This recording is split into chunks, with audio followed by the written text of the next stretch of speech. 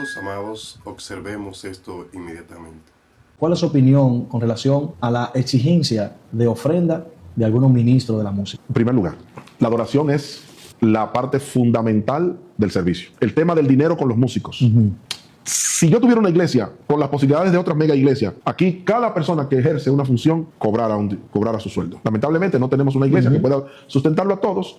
No lo podemos hacer. Claro. Yo lo que hago es que trato de que tengan lo necesario. No se va a presentar, pero tú has visto, la iglesia tiene sus aditamentos y yo me preocupo por eso. Músicos. ¿Y cómo es posible? Aquí ellos tocan gratis. Esos muchachos que estudiaron música, que se fajaron a prepararse y que lo dan todo por el todo, y que yo no pueda darle lo mínimo aquí en la iglesia, y que no pueda ponerlo cómodo, pero que cuando van a otra iglesia que no le den lo que vale.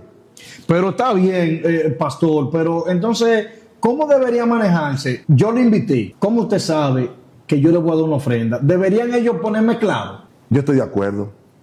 Pero los culpables somos nosotros que le hemos llevado a ellos a que ellos tengan que pedir poner una tarifa. Estoy de acuerdo. Hemos sido nosotros los que le hemos llevado a eso. Estoy de acuerdo. Músicos y cantores son levitas y los levitas recibían una asignación. Entonces, ¿por qué nosotros no podemos bendecirlos? Aquí cuando viene un muchacho a cantar o una muchacha a cantar, lo primero que yo le digo, pastor, vamos a invitarlo de dónde está su dinero.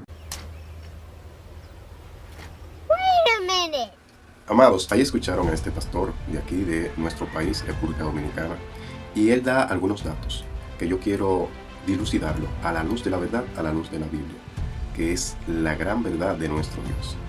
Y quiero comenzar diciéndoles a ustedes, comentándole, que es increíble que la mayoría de cristianos a nivel mundial, y más en América Latina, la mayoría, cree que la palabra de Dios, que la Biblia, que esas cartas que tenemos registradas aquí en la palabra de Dios, que es la Biblia, fue dirigida para un dominicanito, come arroz con huevo, y no entienden que dentro de las Sagradas Escrituras los textos no están dirigidos a un dominicano, no están escritos ni siquiera en español, y trasladan cosas que para la cultura a quien fue dirigida es una cosa, y que para nosotros entonces la tomamos de otra manera. Y por eso hay muchas incongruencias, hay muchas locuras que se hacen dentro de este camino del cristianismo, que con buenas intenciones, pero que esas buenas intenciones no te van a llevar a puerto seguro, sino que debemos hacerle caso a lo que realmente nos dice la palabra. Y él da algunos datos. Mire, en ninguna parte de las Sagradas Escrituras nos vamos a encontrar de que Dios nos manda a estudiar música, a estudiar un instrumento, a capacitarnos, a ser profesionales en cuanto a la música, a ejecutar un instrumento, y que eso entonces va a servir para Dios, y que eso va a servir para el plan de salvación que Dios ha diseñado. En ninguna parte, eso no existe, amados.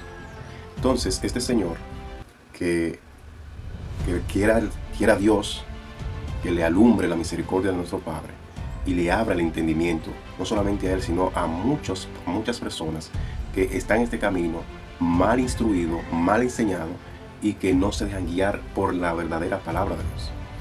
Y él dice que los músicos tienen que ser premiados, tienen que ser honrados con una porción de las ofrendas, del dinero, lo que sea. Y no obstante eso, dice que tienen que ser honrados y bendecidos porque ellos son los levitas. Una barrazada, amados. Vamos a ver por qué digo esto. Si leemos, vamos a suponer que ellos son levitas. Y para el que no tenga conocimiento de lo que es un levita, miren, Dios en el primer pacto solamente trabajó o solamente tenía como pueblo de Dios a los judíos, a los israelitas, al pueblo escogido que sacó con mano poderosa de Egipto.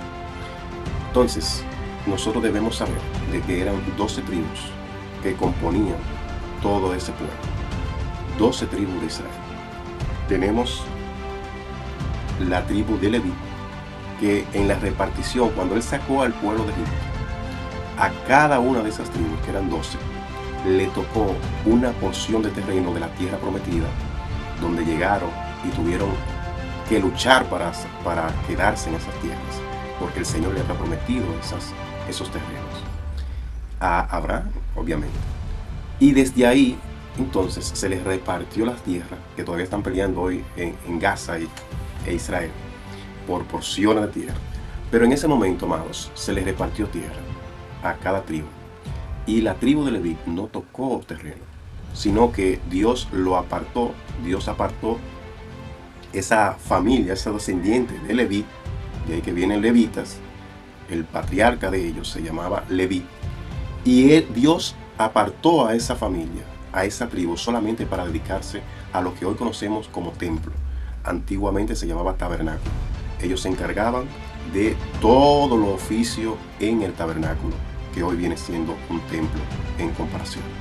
Entonces, como no le tocó tierra, todas las demás tribus, las 11 tribus que sí tocaron, le debían llevar de lo que producían en esa tierra a la tribu de Leví, porque es justo, lógico, que si no le tocó tierra y solamente se encargaban del tabernáculo, las demás que sí tocaron le llevaran de lo que sí le correspondió a cada uno. Entonces, ese es el objetivo del por qué él habla de los levitas y que los músicos son los levitas. Y eso no es verdad. Ellos no descienden de la tribu de Leví. Ellos no son parte de esa tribu de Leví. Y vamos a suponer que ellos sean parte de esa tribu de Leví, pero vamos a ver qué pasaba con esa tribu de Leví. En el libro de Nehemías, en el capítulo 13, versículo 5, nos dice la palabra: y le había hecho una gran cámara en la cual guardaban antes las ofrendas, el incienso, los utensilios, el diezmo del grano, del vino y del aceite que estaban mandado dar a los levitas, a los cantores y a los porteros, y la ofrenda de los sacerdotes. Ahí está más que claro que no era dinero, que era granos, dice ahí, vino y aceite, lo que producían ellos en las tierras que le tocó. Pero vamos a escuchar aún más sobre esto. Y nosotros debemos entender, amados, que si nos vamos al Antiguo Testamento para tratar de encajar en la actualidad, no vamos a poder hacerlo, porque son contextos diferentes. Y no me pueden decir que un levita a quien le debían llevar alimento, porque en ninguna parte habla de dinero, es alimento para que ellos se sustentaran, de lo que producían los demás le llevaban. Y ahora quieren extrapolarlo y decir que le debemos dar dinero. Y en ninguna parte, amados. Aquí vamos a leer entonces algo muy importante, de que en el Nuevo Testamento, en el Nuevo Pacto, que es por donde debemos estar regidos, en ningún versículo, en ningún capítulo usted va a encontrar hablar sobre la música para la adoración a Dios. Si fuera tan importante, si hubiese sido tan importante para el Señor en la adoración, en su iglesia, en los cultos, es posible que hubiésemos encontrado, aunque sea un versículo que nos habla sobre tocar un instrumento para la adoración a Dios. Pero para nada, amados. Vamos a leer en Colosenses capítulo 3, versículo 16. La palabra de Cristo more en abundancia en ustedes, enseñándose y exhortándose unos a otros en toda sabiduría, cantando con gracia en vuestros corazones al Señor, con salmos e himnos y cánticos espirituales. Esa es la forma que el Señor quiere que le adoremos, en la forma que Él quiere que nosotros le adoremos, cantando y exhortándonos con himnos y cánticos espirituales. Amados, al cielo no va a entrar nada humano, nada de lo que nosotros tenemos aquí. En el cielo no habrá guitarra, en el cielo no habrá una tambora, en el cielo no aparecerá una güira, en el cielo no habrá un pandero, amados. Entonces, lo tenemos aquí como, wow, es la parte principal, dijo este fulano, de la adoración. Wow. Y en el cielo no habrá ningún instrumento, solamente el instrumento natural que Dios nos dio, que es la voz. Pero vamos a leer, por último, para este punto. En Efesios 5:19 vuelve a decir: hablando entre ustedes con salmos, con himnos y cánticos espirituales, cantando y alabando al Señor en sus corazones. Para nada se habla de músicos, para nada se habla de instrumentos. Esta es esta parte. Pero vamos a seguir escuchando a este señor, a este pastor. Y vamos ahora a escuchar lo que él dice sobre pagarle y recibir dinero a los predicadores. Y escuchemos. Viene un predicador, a mí no me diga que un predicador va a venir aquí y que vete en paz. Y que No. No, señor. Estamos de acuerdo. No, señor. No, señor. No, señor. Búsquele su ofrenda. Y no una ofrenda cualquiera. Como te hablé de los adoradores, el que predica ayuna, ora, se prepara intelectualmente, lleva la ropa a la lavandería, pagas un taxi y tienen familia. Es justo que le quede para comerse aunque sea un picapollo. Y el tiempo, varón. Es justo que le quede aunque sea para comerse un picapollo. Sí, definitivamente. O sea, sí. Yo estoy en contra con eso de 500 pesos y 1000 pesos un predicador, ni 2000. ¿Cuánto sería una ofrenda justa para un predicador de parte de Leonardo? Los predicadores, aunque tú no quieras, tienen su categoría. Sí. Sí. Cuidado, pastor, pero oye, Sí. categorizando a los predicadores. Atiende. Déjame ver a quién que tú conozcas. Abelito, amigo tuyo. Mi hermano. Cuidado, es el tuyo. Mi hermano. Pero Abelito deja la iglesia prendida, Claro, que es lo que yo quiero, claro. y que yo le salga con 2000 pesos. Que probablemente él no lo ni te necesita. tome, no, que ni te lo tome. Él no lo necesita. Él no lo necesita. No lo necesita. Pero yo tengo que honrar al hombre de Dios. Claro que sí. Yo tengo que honrar el ministerio. Yo tengo que honrar el talento. Sí. El Grandamar. Amados, aquí está la otra parte, otro tema que él toca, que es el tema de los predicadores y de los pastores en la congregación. Y realmente hay una parte que debemos entender que es cierta, que si usted se dedica el tiempo completo a exhortar, a enseñar, a dirigir las cosas de Dios en el templo, usted es justo que reciba un sustento de parte de la congregación. Eso sí es cierto, pero no es menos cierto de que usted como pastor no puede usar ese derecho, esa honra que el Señor nos da a través de las Sagradas Escrituras para aprovecharse y vivir mejor que todos los hermanitos de la congregación. Y realmente la palabra de Dios dice que el que trabaja en el Evangelio, que viva del Evangelio. Y tiene razón este señor en decir de que es justo que si yo veo a un hermanito que yo lo invito y viene desde lejos, de yo postearle por lo menos el pasaje, el transporte, ese traslado que él hizo hacia el templo de adoración donde lo invité.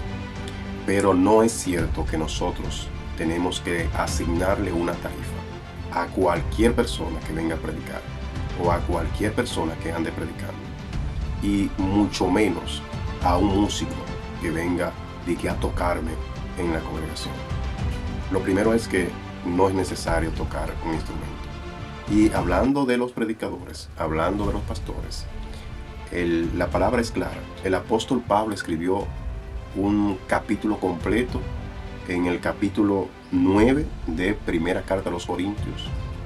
Él habla ahí sobre el derecho que él tenía como apóstol, como evangelista del Señor. Evangelista no es nada más ni nada menos que predicar el Evangelio de Cristo.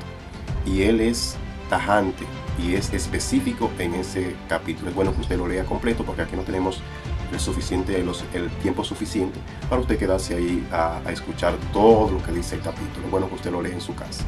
Y él defiende su derecho de ser evangelista, de ser apóstol, y él dice que tendría el derecho de tomar del altar para seguir predicando el Evangelio.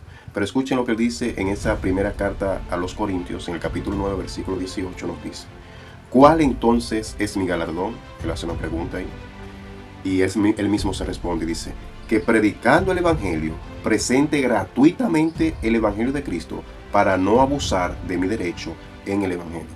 Entonces, amados, el problema aquí está, y lo que dice este caballero, el problema reside en que si yo lo hago para recibir el beneficio, no estoy siendo siervo de Cristo. Estoy sirviendo mi vientre, estoy sirviendo mi cuerpo, estoy sirviéndome carnalmente. Ahora bien, si yo predico la palabra por amor a Cristo, por amor a la predicación de ese evangelio, de ese plan de salvación que tiene nuestro Dios, entonces el Señor me va a remunerar por eso, ya sea a través de esa congregación donde estoy predicando, o ya sea que Dios utiliza cualquier persona como instrumento para bendecirte. Eso debe estar clarísimo, amados. Y la parte de que si usted está dedicado en esa congregación, en ese templo, como le decimos, en esa iglesia, usted es justo de que de las ofrendas que se colectan, usted puede sustentarse de ahí. Pero para nada diga que usted va a tener un sueldo X y que si no aparece esa cantidad de que usted no va a hacerlo. Y como dijo él, que hay rangos de predicadores. Esa basura, amados. Eso es basura y carnalidad. Que el Señor nos bendiga y nos continúe bendiciendo. Y por favor escudriñemos cada día la palabra para entenderla más y no predicar cosas que para nada el Señor nos mandó a predicar. Será hasta la próxima, si Dios así nos lo permite.